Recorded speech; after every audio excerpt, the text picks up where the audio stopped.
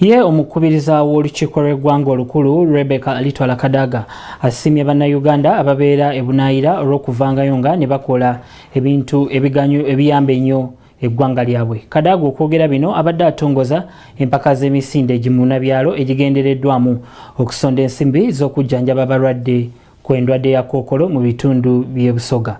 Ebisingawo bye bino mu bujjuvu. I now launch the campaign for the second Source of the Nile run by Twegaite and Uganda Tourism Board. So please, let's all go together. Olwaleero omukubiriza w'olukiiko olukulu mu ggwanga Rebecca Alitwala Kadaga atongozza empaka z'okudduka eza Twegaite Source of the Nile run ezinaabeerawo ng'ennaku z'omwezi 23 omwezi ogw'omusanvu omwaka guno mu disitulikiti y'e Jinja. Okudduka kuno kutegekeddwa okusobola okuŋŋaanya ensimbi ezinaayamba okulwanyisa obulwadde bwa kookolo n'okuddaabiza eddwaliro lya Hospice e Jinja. Twegaite International Organization, ekitongole eky'obwannakyewa ekigatta wamu bannayuganda abasoga abali e Bulaaya be baategese emisinde gino nga omuddusi omukulu ye Rebecca Alitwala Kadaga.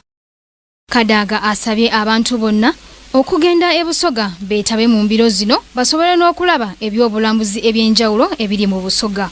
Abantu bamane obulali bwa kookolo wabika bingi ow'omubyenda ow'omutima ow'omumabere byonna abantu babirwala so twadyeza abantu basobola okumanya nti obulwaire buliyo. Twagala abantu bannayuganda batandika okutambulako oveeko wano ogende Kidepo obeereko mu National Park ogende ove wano ogende Ekyobe ogendeko Emweya ogende ku Source of the Nile ebintu byetusomako benga musobola okubiraba. Ffe Twegaite mu bintu byesalawo okukola okulaba nga etumbula ebyenkulaakulana mu Busoga.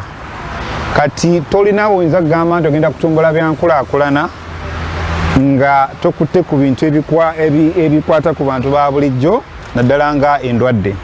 Tusazeewo ne tujja ku kookolo kuba tubadde tukola okuva emabega sigamba nti tukirabye bulabi nti kati kookolo yaliwo mu Uganda naye nga tuzze nga bwe nkugambye twatandika mu 2013.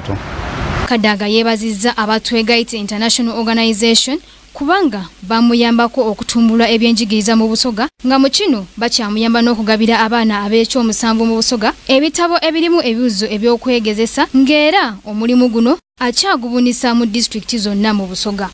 No program gyenkola gye nasaba Twegaite enyambeko gye mpita Busoga Education Improvement Project.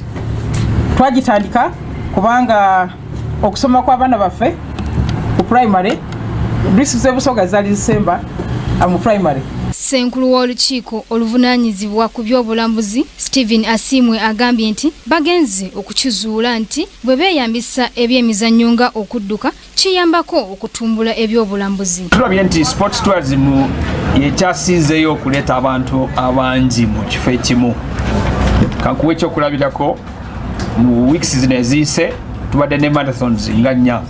Tubadde ne Kampala MTN Marathon, tubadde ne marathon owa Kabaka, tubadde ne Masaka Marathon, tubadde ne marathon y'Embalala, tubaddeyo ne Bwindi Marathon. Tulabye nti marathon obw'emizannyo wegibeera abantu bangi bajja nnyo. Basula mu mahoteri, bagenda mu marestaurant ne balya emmere, buli omu afunamu ssente, aba bodaboda, aba taxi, abafumba emmere n'abantu abawansi ennyo abafumba ekikomando nabo bafunamu ssente. So tulabye nti sports tourism nungi ate tugenda kugiteekamu maanyi ssente. Kuno okudduka kwe kugenda okubeera okwokubiri nga okwasooka kwali mu kibuga ekya Minnesota mu America nga omukubiriza w'olukiiko olukulu mu ggwanga Rebecca Alitwala Kadaga ye yali omuddusi omukulu. Joanita Mbabazi, Kingdom TV, amalindirire. This is Kingdom TV.